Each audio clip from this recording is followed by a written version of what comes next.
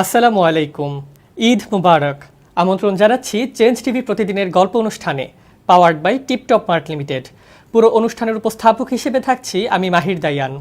প্রিয় দর্শক, আজকের বিশেষ প্রতিদিনের গল্পে আজ থাকছে ঢাকাইয়াদের মধ্যে এখনো কেন উর্দু প্রীতি।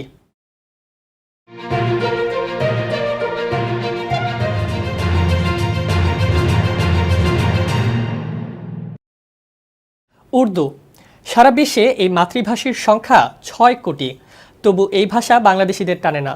কেন এমনটা হয়, এর ইতিহাস কারও অজানা নয়।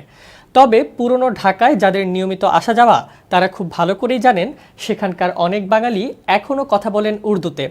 ঢাকার বিহারীদের মুখে উর্দু মানানসই হলেও বাঙালিদের মুখে উর্দু শুনে বিস্মিত হন অনেকেই। প্রশ্ন জাগতে পারে, কারা এরা? বাঙালি হয়েও কেন এরা উর্দুতে কথা বলছে? অনেকেই এ বিষয়ে ভীষণ কৌতূহলী। তাদের জন্যই আজকের এই প্রতিবেদন।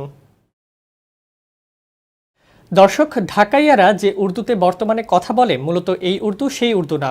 এটা হলো ঢাকাইয়া উর্দু। উর্দু ভাষায় এটি উপভাষা।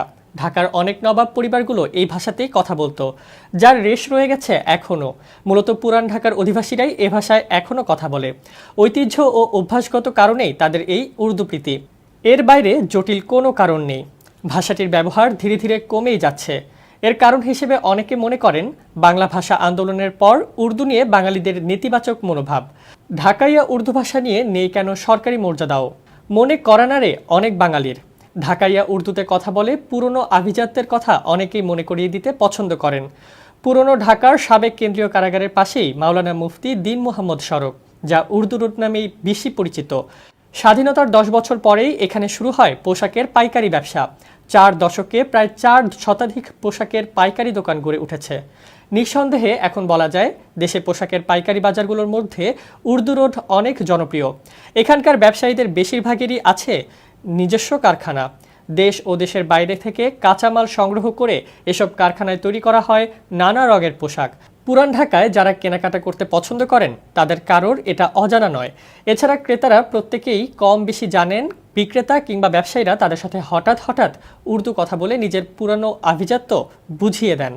ঘরে, পথে ঘাটে কিংবা বাজারে চলে তাদের উর্দু চর্চা।